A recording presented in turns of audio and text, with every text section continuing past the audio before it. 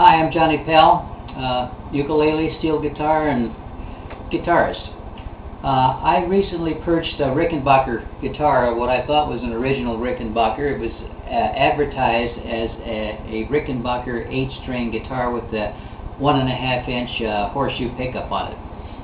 And this is what I actually received in the mail. First of all, the neck on a BAKELITE, on a Rickenbacher guitar is made of BAKELITE. This is a wooden neck, as you can see here, and it's got colored dots on it. Now, they did say it had colored dots on it, but they didn't say it was a wooden neck as such.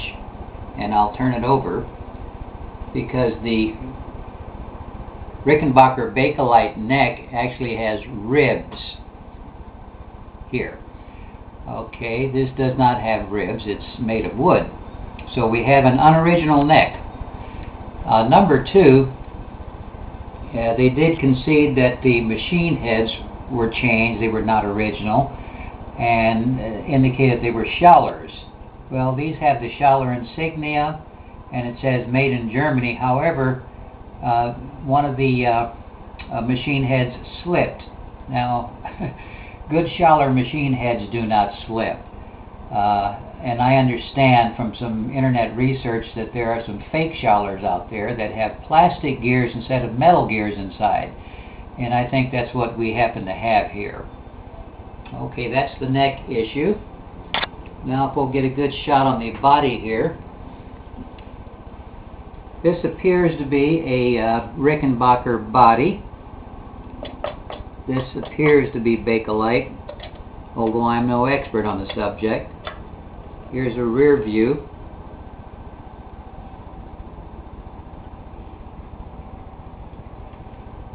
And back to the frontal view. Now this is the horseshoe pickup. I don't know why that tape is on there.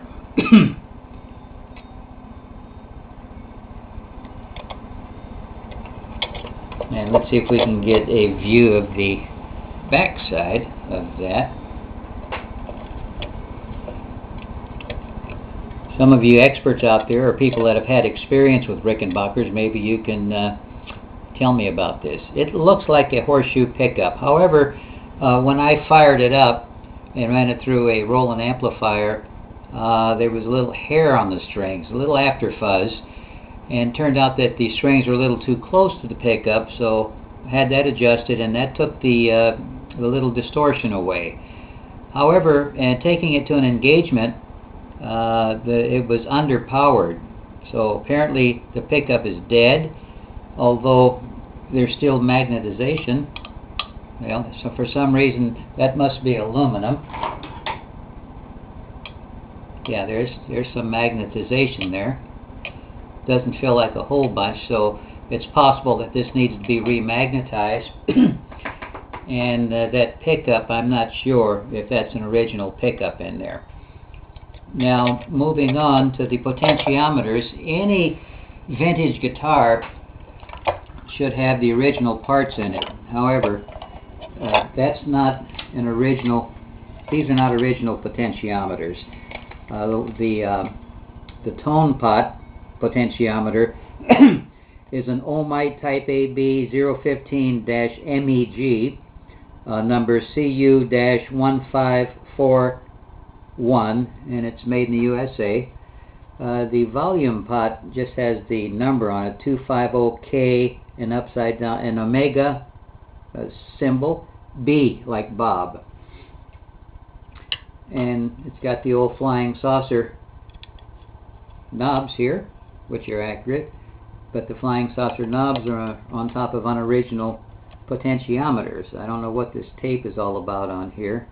And notice that the wires are not vintage. The vintage wires had cloth covered over them. These are plastic covered, so these are modern day. And other than that, yeah, it needs work probably in both departments. I'm not sure that wiring is correct. that may have something to do with the lack of appropriate volume for this unit. Also, what I wanted to say about the neck of the guitar, you'll notice this improperly has a Rickenbacher logo on it. It's a Rickenbacher Electro, Los Angeles. But note that the actual symbol is very close to the edge of the guitar. If you look at any Rickenbacher guitar, there's a lot of space between the edge of the logo and the edge of the guitar neck. So this was purportedly transplanted on there, and I do not believe this to be a Rickenbacher neck. I'll entertain any arguments from you experts out there, but this looks like a custom-made wooden neck, because as I understand it, the Bakelite necks were fairly easy to break. Also, this is not an original Rickenbacher nut, nor is the base or the pickup anchor here. Okay, this goes here on the back of the guitar, the bridge. This part here goes underneath to anchor the strings to the butt of the guitar. And there are holes, of course, drilled through the guitar. I don't know if Rickenbacher actually drilled holes. I know the original had a flanged plate on it. Okay, this is video number 1. I'll be making video number 2 shortly to reassemble the guitar and to hook it up, and let's see what she sounds like. Alright, Johnny Pal here. I'll see you in video number 2. Mahalo.